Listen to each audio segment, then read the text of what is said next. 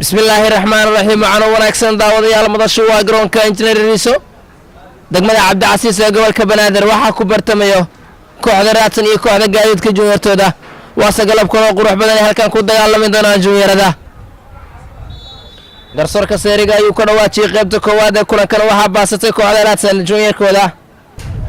cross ay makra goosh ee beersan karaan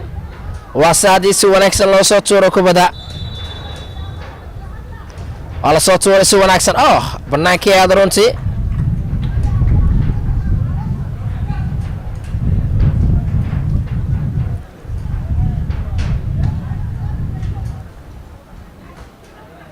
على اسم مركان ليبان او صدي يكون لسه سوى ناكسن ايو قولا يا وغبش رونتي سوى ناكسن ايو صدي يكون لسه لسه يا رونتي بنانكي هذا كودا سوى سلو صوتورك ودا ولا سوبت باديي هل السيئة لغا سوبت باديي رنتي وحال لغا سوبت باديي نوال عادي هين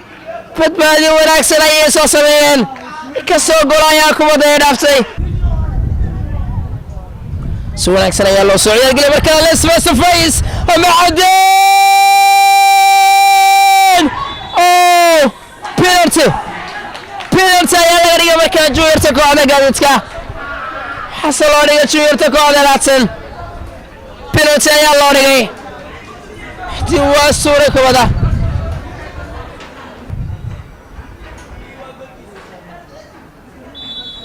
way soo tuurday si wanaagsan maxamed wadiyo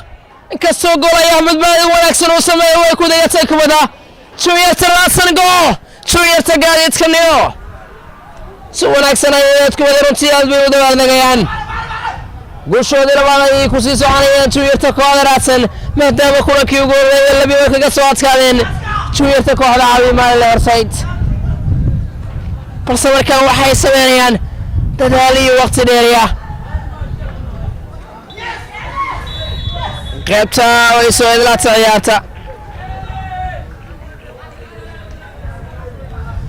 hal yaray ku soo idlaatay juniorta kooxda Raadsan